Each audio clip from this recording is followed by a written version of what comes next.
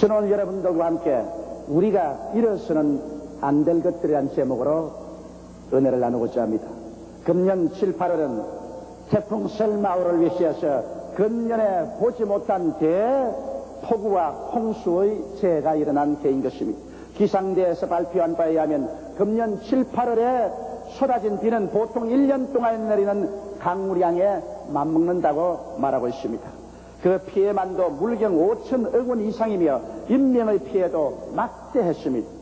거기에다 전국적으로 요란하게 퍼져간 노사분기로 입은 피해는 천문학적 액수에 달하며 그 결과로 입은 국민의 불안감은 말로 다할 수가 없습니다. 설상가상으로 현재 우리 눈앞에 정결에는 민주화를 향한 여야의 정치적 협상은 가슴을 졸이게 하고 학원의 소요는 이제 듣기조차 역겹도록 불안합니다. 실로 창세기에 기록되는 우리의 현실이 공허하고 혼돈하며 흑암이 깊음 위에 있는 것 같습니다. 이와 같은 한국의 실정을 비관적으로 보려면 한없이 비관적으로 볼 수 있습니다. 정치적으로나 경제적으로 혹은 사회적으로나 교육적으로 앞날을 바라볼 때 앞날이 캄캄한 것 같습니다. 그러나 이와 반면에 우리가 성경적으로 신학적으로 한국을 바라볼 때는 반드시 절망적이지만 않은 것입니다. 왜냐하면 창세기적 사건처럼 오늘날 이 혼돈하고 공허한 현실 위에 성령께서 운행하고 계시기 때문인 것입니다.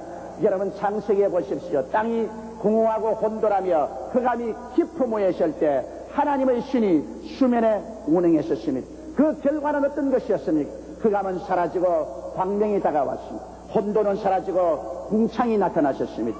땅에 물은 한 곳으로 모이고 묻이 드러나고 실과를 맺는 초목들이 나타나셨습니다.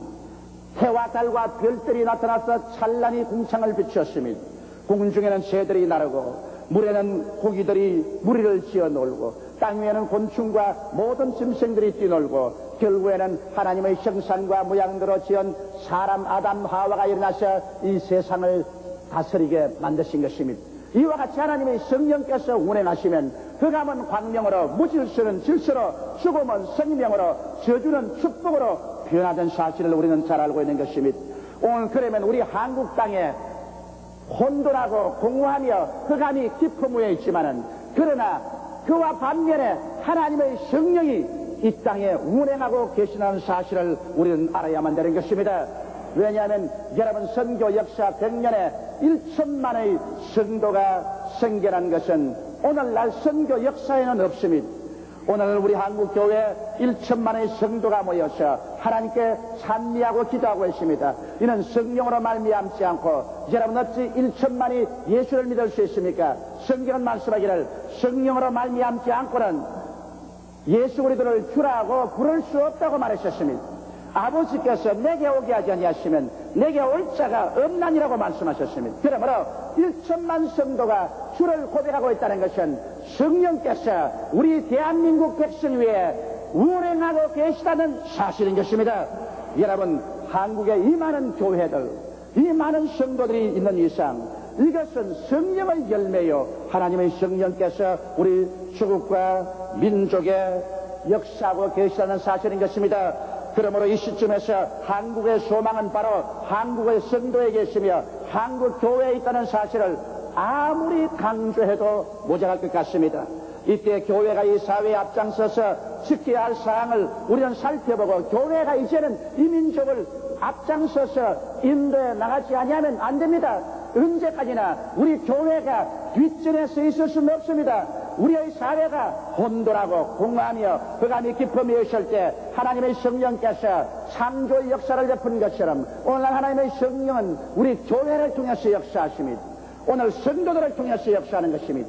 그러므로 이 시점이야말로 하나님의 교회가 정신을 차리고 잠에서 깨어 일어날 때인 것이며 하나님의 성도들이 이제는 깊은 잠에서 깨어 일어나서 나라와 민족을 위해서 기도하며 악의 세력에 대결하며 흑암을 물리치고 이 사회에서 적극적으로 빛과 소금의 역할을 할 때가 다가오게 된 것입니다. 만일 이 시점에 이 교회가 아직 깊은 잠에 들어있고 입을 다물고 잠잠하고 악의 세력에 대해서 대결치 않고 가만히 있다면 하나님은 반드시 한국 교회를 또다시 첫 비참하게 심판하실 것입니다. 이렇기 때문에 오늘 우리 교회는 비상한 시점에 놓여 있는 것입니다. 우리는 이제 잠잘 때가 아니요 깨어날 때인 것입니다. 언제나 뒤로 물러갈 때가 아니요 앞으로 나올 때인 것입니다. 입을 다물고 짖지 못하는 개처럼 잠잠하게 있을 때가 아니라 일어나셔 좋은 것은 좋다, 좋지 않은 것은 좋지 않다고 외쳐야 될 때가 우리에게 다가오게 된 것입니다. 그러면 이와 같은 현실에서 우리 교회가 먼저 앞장서서 우리 사회 전개해야 되고 또 반드시 이런 혼돈 가운데서 사라져가는 미덕을 지켜서 이것을 선포하지 아니하면 안 될 일들이 있습니다. 그러면 우리가 무엇을 반드시 지켜야만 하겠습니까? 첫째로 사랑을 실천하는 교회가 되어야 되고 이 사회 사랑이 식어지지 않도록 사랑이 잃어버리지 않도록 앞장서서 우리는 나아가 사랑의 불길을 붙여야 되는 것입니다. 오늘날 이 사회에서 행하는 마귀의 역사는 사랑 대신에 미움을 가져오는 것입니다. 정당과 정당 사이에 정상적인 대화를 그치게 하고 미움을 가져오고 갈등을 가져와서 한 나라의 정치를 하는데도 사랑과 대화로 하지 않냐고 미움으로 말미암아 서로 헐뜯고 서로 파괴하고 서로 죽이려고 하는 이것은 바로 마귀의 역사인 것입니다. 성경에는 마귀가 오는 것은 도적질하고 죽이고 멸망시키는 것뿐이라고 말씀한 것입니다. 그러므로 마귀는 바로 미움을 통해서 우리 사회에 들어온 것입니다. 오늘 기업가와 노동자 사이에 노동정의가 정상적으로 이루어지지 않고 폭력화됨으로 말미암아 미움이 꽉 들어차게 되었었습니다. 기업가의 마음속에도 노동자에 대한 원한과 미움이 꽉 들어차고 노동자들의 마음속에도 기업가에 대한 원한과 미움이 꽉 들어차 있습니다. 여러분, 원한과 미움이 들어오면 모든 것이 파괴됩니다. 원한과 미움은 하나님이 보내주시는 것이 아닙니다. 이것은 지옥에서 올라온 악마의 책략인 것입니다. 이러므로 오늘 이 사회 노동자나 기업가들 사이에 미움이 있으면 우리나라의 경제는 파멸되고 말 것인 것입니다. 오늘 기성세대와 젊은이 사이에 미움이 있습니다. 젊은이들은 기성세대는 아무것도 모른다고 말합니다. 그리고 이미 곰팡이 냄새가 난다고 말합니다. 그리고 기성세대는 젊은 세대가 위험하게 짝이 없다. 물가에서 노는 어린아이와 같고 성냥을 가지고서 집더미 밑에서 장난하는 것과 같다고 생각하는 것입니다. 여러분, 젊은이와 기성세대 간의 격차와 갈등, 여기에서 미움이 일어나는 것입니다. 그래서 기성세대는 젊은이를, 또 젊은이는 기성세대를 불신하게 되는 것입니다. 여러분, 역사라는 것은 단절되지 않습니다. 역사는 과거에서 현재로 미래로 연결되는 것입니다. 과거가 없는 현재가 있을 수 없으며 또 미래가 없는 현재는 있을 수가 없는 것입니다. 여러분, 기성세대가 없이 현재 젊은 세대가 있을 수 없으며 젊은 세대가 없이 기성세대는 존재할 수가 없는 것입니다. 이러므로 이런 단절된 것이 아니라 서로 고리를 붙잡고서 연결되어 나가야 하는 것입니다. 젊은이들은 기성세대의 경험을 배워야 됩니다. 그들의 역사적인 체험담을 들어야 되는 것입니다. 그들이 전해주는 역사적인 사건을 진실로 받아들여야만 되는 것입니다. 그리고 또 기성세대는 이제 다가오는 세대는 젊은 세대의 것이기 때문에 뒤에서 젊은 세대를 이해하고 동정하며 그들을 밀어주고 도와줘야 되는 것입니다. 미움이 들어와서 역사적인 단절을 가져와서는 절대로 안 되는 것입니다. 나는 얼마 전에 중앙대학교 학생들이 방공 전시회에 나가서 방공 사진을 뜯어서 불로 태우면서 이것은 역사를 왜곡하는 것이다, 이렇게 했다는 사실이 신문에 난 것을 보고 아연 실색을 했었습니다. 6.25 사변 때 공산당들이 우리를 침범해 나온 것은 너무나 사실이고 이것은 아무도 부인할 수 없는 사실입니다. 심지어 소련의 후르시초프까지라도 스탈인이 명령해서 먼저 한국을 침략해 했다고 고백을 했었습니다. 그런 역사적인 사실을 오늘 젊은 세대가 역사적인 기생사대의 경험과 전달한 것은 역사를 왜곡하는 것이라고 해서 이를 짓밟는다면 오늘날 젊은 세대의 갈 길은 캄캄하고 암울한 것입니다. 왜냐하면 역사의 소리를 들을 줄 모르는 사람은, 역사에서 교훈을 배울 줄 모르는 사람은 현실과 미래를 상실해버리고 마는 것입니다. 이러기 때문에 오늘 젊은 세대는 기성세대의 역사적인 정근에 귀를 기울이고 거기에 지혜를 배워야 될 것이요. 오늘 기성세대는 젊은 세대의 깊지 못하는 여러 가지 지식에 우리는 오랜 인내로서 저들을 도와주고 보살펴 주어야만 할 것인 것입니다. 오늘 우리 사회는 있는 자와 없는 자 사이에 심각한 갈등이 있습니다. 우리 한국 사회가 신속히 발전되어서 있는 자와 없는 자의 차별이 없어져야 하는 것입니다. 중산층이 우리 한국 사회를 완전히 전변하고 모두 다 함께 잘 사는 사회가 되어야지. 있는 자는 탁월하게 잘 살고 없는 자는 형편없이 못 살면 반드시 계층 간의 갈등이 일어나고 미움이 일어나서 그 결과는 사회적인 혁명으로 치달아가고 말 것인 것입니다. 오늘 세상에서 잘 먹고 잘 입고 잘 살고 있다고 해서 자기들만 있으면 이 세상에 잘 살 수 있을 것이라고 절대로 생각하면 안 됩니다. 우리는 대한민국이라는 한 배를 타고 한 역사적인 세대를 지나가고 있는 것입니다. 우리는 한 배를 타고 있는 것입니다. 그러므로 여러분 이 자리에서 나만 잘 살고 남은 못 살고 그렇게 할 수는 없는 것입니다. 우리는 다 함께 먹고 함께 입고 함께 자고 함께 깨며 함께 살아야만 되는 것입니다. 이러기 때문에 오늘 이 사회에서 있는 자들은 마음을 겸비하게 낮추어서 있는 자로서의 호화찬란한 사치를 하지 말고 있는 것을 가지고 없는 자와 나눌 수 있는 사랑의 운동이 일어나야만 되는 것입니다. 이래서 있는 자가 먼저 솔선수범해서 자기의 있는 것을 없는 자와 함께 나누지 않으면 있는 자가 그것을 가지고 영원히 있는 자 행세를 하고 살 수 있다고 생각하면 이것은 지독한 오해인 것입니다. 오늘날 시대가 변화되었습니다. 사회가 변화되었습니다. 없는 자들이 가만히 앉아서 있는 자들의 종노릇을 있지는 않습니다. 있는 자들이 솔선수범해서 없는 자와 함께 나누어서 공평하게 살기를 원치 아니하면 있는 자는 모조리 다 나중에 처참하게 빼앗기고 말 것인 것입니다. 이와 같이 미움은 불신과 모든 파괴를 가져오는 근원이 되는 것입니다. 공산주의자들은 바로 이 미움을 사용하여 사회 계층 간의 적대 감정을 일으켜 혁명을 가져오는 일을 하는 것입니다. 공산주의 사회에서 미움을 빼버리면 공산주의는 존재하지 않습니다. 공산주의는 남편에게 아내를 감시하게 하고 아내에게 남편을 감시하게 합니다. 자식에게 부모를 감시해서 고발하게 하고 부모에게 자식을 감시해서 고발하게 합니다. 공산주의 사회에서 웃음이 없고 공산주의 사회에서 사람들이 활기차지 못하는 것은 모두가 모두를 감시하고 있는 것입니다. 공산주의 사회의 근원은 미움인 것입니다. 미움의 세력을 이용해서 공산주의가 존재합니다. 그렇기 때문에 미움은 마귀에서 나오는 것이요 공산주의는 바로 현대 20세기에 마귀가 발전시킨 가장 흉악한 노예 제도인 것입니다. 이러므로 오늘날 여러분 공산주의 사회를 가져오겠다고 젊은 과격분자들이 날뛰는 것을 보십시오. 그들의 마음속에 미움이 꽉 들어차 있지 않습니까? 화염병을 던지고 돌멩이를 던지고 파괴하고 그래서 사회혁명을 가져오면 그것이 우리에게 행복을 가져올 수 있는 처지가 될 수 있단 말인 것입니까? 미움이 꽉 들어차서 찢고 불태우고 주먹을 때리고 하는 이러한 것으로서 어떻게 새로운 사회를 가져올 수 있단 말인 것입니까? 이러므로 여러분 인간의 모든 관계는 사랑이 그 해결의 근원이 되어야 된다는 사실을 우리는 마음속에 깊이 깨달아 알아야만 되는 것입니다. 성경 고린도전서 13장에는 사람이 모든 나라 말을 다 하고 천사의 말을 할지라도 사랑이 없으면 소리나는 구리와 울리는 꽹과리에 불과하다고 말했습니다. 사람이 모든 미래를 아는 지식을 다 가지고 예언을 하며 믿음이 있어 산을 옮긴다고 할지라도 사랑이 없으면 아무것도 아니라고 말했었습니다.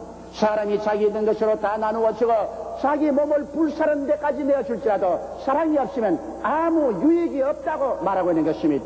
이러므로 여러분 우리의 마음속에 사랑이 없으면 우리의 삶 전체는 아무 의미가 없는 것입니다. 그것은 한 형식에 불과하고 허수아비에 불과하고 내용이 없는 것이 되고 마는 것입니다.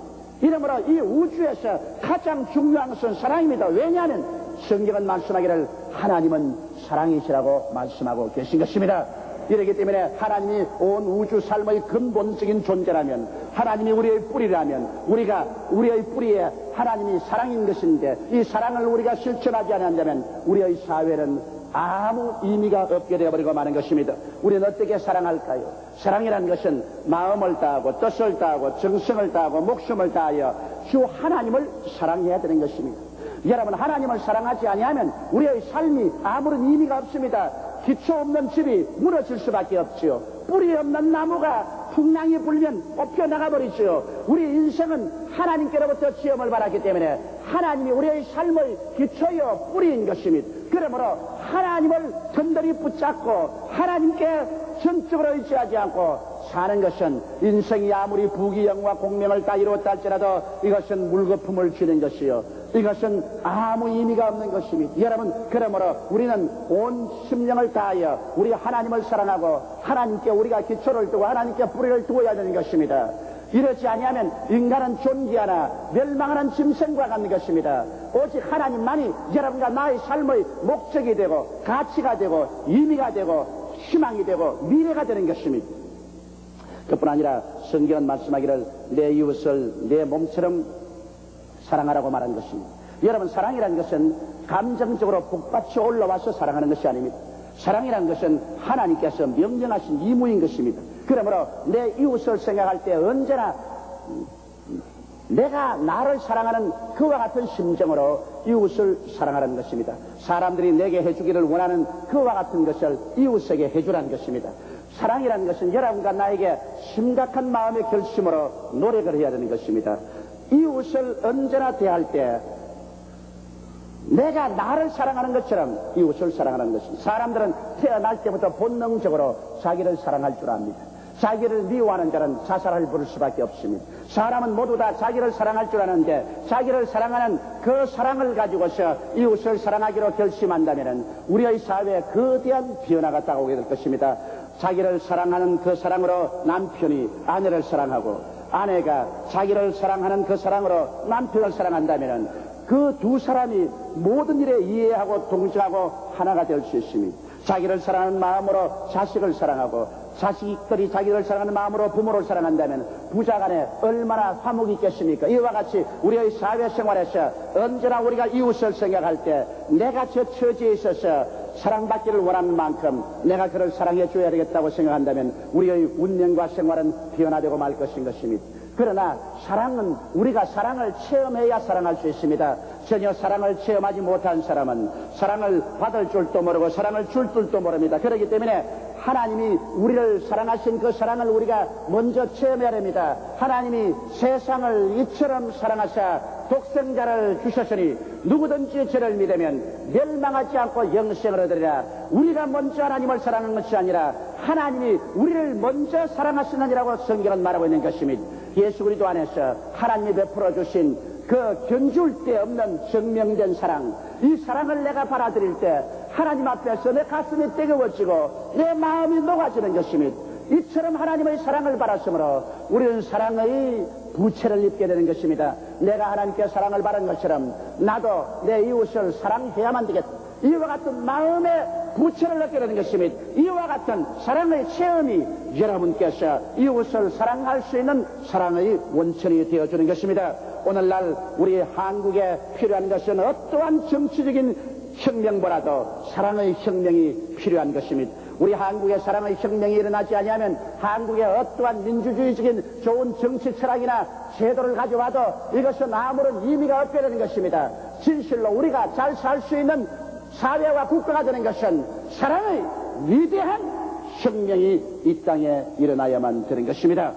둘째로 우리는 이러한 시기에 꿈을 잃어버려서는 안 되는 것입니다. 사람이 꿈을 잃어버리면 자포자기하여 파괴지게 되는 것입니다. 꿈이 없는 사람이 내일이 없는데 오늘 먹고 마시고 될 대로 되라고 살 수밖에 없는 것입니다. 그렇기 때문에 성경은 꿈이 없는 백성은 망한다고 말한 것입니다. 우리 한 사람 한 사람의 가슴 속에 내일을 향한 불타는 꿈이 있어야 이 사람은 소망이 있고 기쁨이 있게 되는 것입니다. 여러분, 소망을 잃어버리면 자멸한다는 사실은 성경에서 분명히 알 수 있습니다. 모세를 따라서 나온 300만 이스라엘 백성들이 모세가 죽고 난 다음에 여호수아를 따라 가데스 바네아까지 왔습니다. 그래서 이 가데스 바네아에 와서 모세가 12정탐꾼을 명령해서 가나안 땅을 40주 40야를 정탐하게 만들었습니다.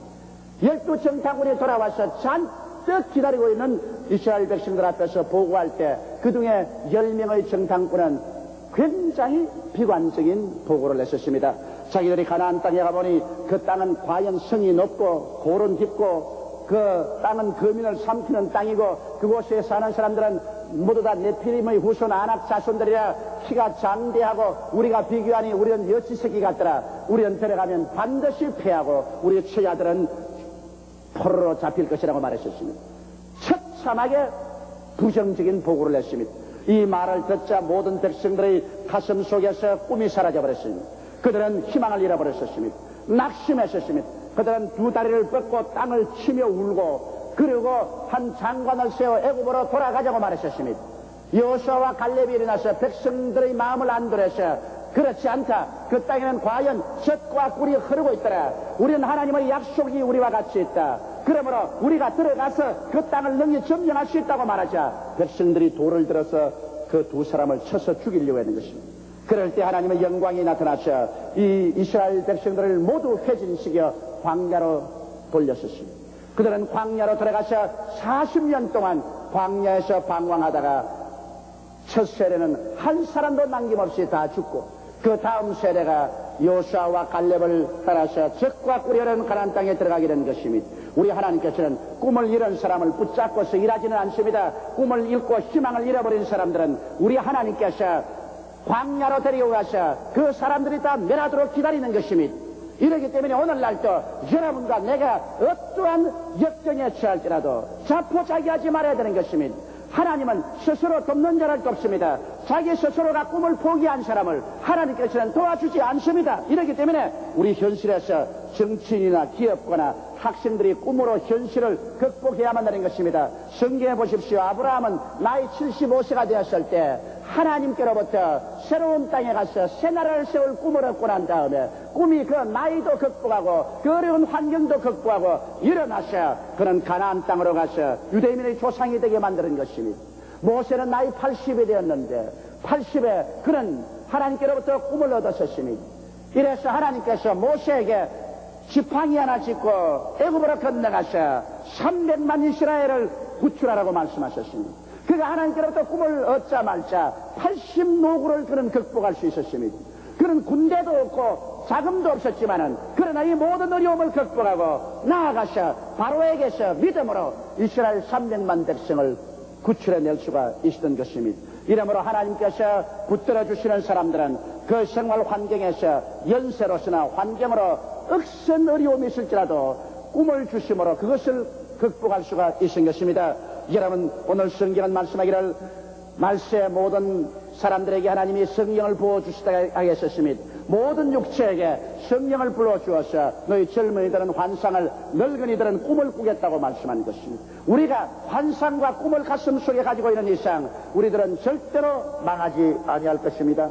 여러분, 오늘 노사 분쟁으로 말미암아 많은 기업가들이 꿈을 잃어버리고 말았었습니다. 이제 회사를 키우기를 꺼려야 합니다. 공장을 확대하기를 꺼려야 합니다. 재투자하기를 꺼려야 합니다. 될 수 있으면 사업체를 줄이고 인원수를 줄여서 이제는 적당히 먹고만 살아야 되겠다. 이것은 큰 충격으로 말미암아 마음속에 꿈을 상실해가고 있는 것입니다. 여러분, 이것은 우리가 충분히 이해할 만도 하지만은 그러나 우리 한국 사회가 발전하는 이 과정에서 반드시 노사 분쟁은 한번 짚고 지나가야만 되는 것입니다. 이것은 어느 선진국이고 노사 분쟁을 통해서 선진국이 안 된 나라가 없는 것입니다. 여기에서 꿈을 잃어버리고 주저앉으면 아르헨티나, 브라질, 칠리 같이 선진국 문턱에서 노사 분쟁으로 말미암아 꿈을 잃어버리고 주저앉아서 후진국으로 물러가버리는 것처럼 되고 마는 것입니다. 그러나 이곳에서 기업가들은 꿈을 잃지 말아야 되는 것입니다. 노동자들도 꿈을 잃지 말아야 되는 것입니다. 서로서로 합쳐서 더 나은 내일을 향한 창창한 꿈을 가지고 나가면 꿈이 우리를 지배하고 우리를 인도해 주어서 더 나은 관계를 결성해주고 더 나은 내일을 만들어주는 것입니다. 그러므로 우리 현재 한국의 사회는 일어나서 선진제일로 들어갈 것이냐, 그렇지 않으면 중진과 후진으로 후퇴할 것이냐, 그 기로에 서 있는 것입니다. 이것은 우리들의 가슴 속에 어떠한 환경에 처해서 충격을 받아 꿈을 포기해버리고 자포자기할 것이냐, 억센 꿈을 가지고서 눈에는 아무 증거 안 보이고 귀에는 아무 소리 안 들리고 손에는 잡히는 것 없어도 우리가 믿음으로 말미암아 밀고 나갈 것이냐, 이것이 우리 한국의 운명을 결정하는 것입니다. 이러므로 사랑하는 성도 여러분, 우리는 어떠한 역경에 처하더라도 하나님을 바라보고 하나님을 사랑하는 마음과 나라를 사랑하는 마음으로 끝까지 꿈을 포기하지 않는 여러분 되시기를 주님의 이름으로 축원합니다. 셋째로, 우리는 긍정적인 삶의 태도를 잃어서는 안 됩니다. 중병 환자는 살겠다는意欲과 살 수 있다는 신념을 잃어버리면 백약이 무효가 되는 것입니다.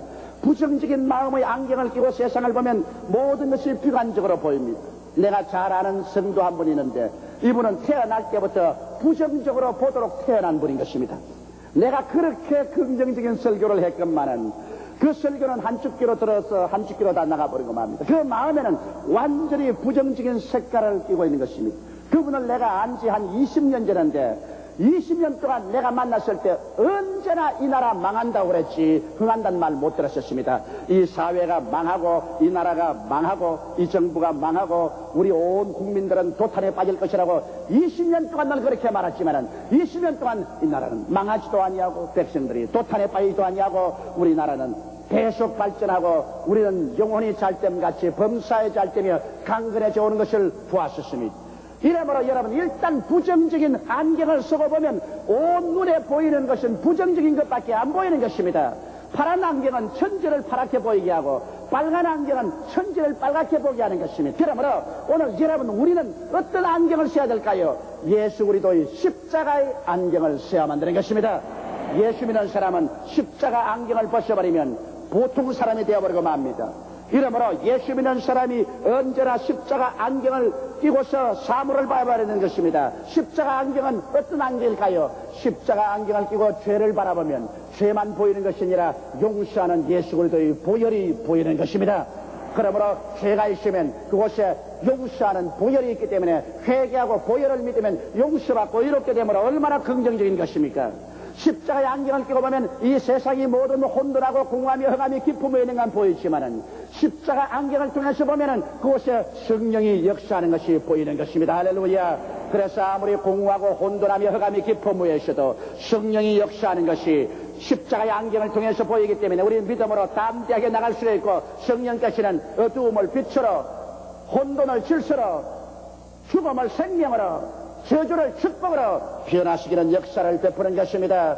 여러분 십자가의 안경을 끼고 보면 질병밖에 안 보이는 세상 속에서 치료하는 예수 그리스도가 보이는 것입니다. 우리가 어떠한 질병에 취해서 고통에 취할지라도 십자가의 안경을 끼고 보면 치료하는 예수 그리스도가 나타나서 역사하는 것을 보기 때문에 우리는 낙심하지 않고 금질기게 주를 의지하면서 치료하는 주님을 붙잡고 우리의 삶 속에 치료를 가져올 수 있게 되는 것입니다. 십자가의 안경을 끼고 우리 환경을 바라보면 우리는 저주밖에 보이지 않습니다. 세상 사람들은 가시와 은극기와 저주밖에 보이지 않는데 십자가의 안경을 통해서 보면 그 은극기와 가시는 다 채해지고 저주는 다 사라지고 아브라함의 축복으로 천지가 충만한 것이 보여지는 것입니다. 이러므로 나는 못해, 나는 안 돼, 나는 할 수 없어 이 말이 쑥 들어가고 마는 것입니다. 왜? 내 눈에 보이는 것은 십자가의 안경을 통해서 아브라함의 축복이 보이기 때문인 것입니다. 이러므로 여러분과 나는 이와 같은 축복의 안경을 끼고 긍정적이고 적극적이며 인생을 살아갈 수가 있는 것입니다. 우리는 또한 십자가의 안경을 끼고 보면 여러분 이 땅에 우리의 삶이 전적으로 행인과 나그네와 같은 삶이라는 것을 알 수 있습니다. 우리는 행인과 나그네와 같이 지나가는 이 세상에 영원한 미련을 두고 있지 않습니다.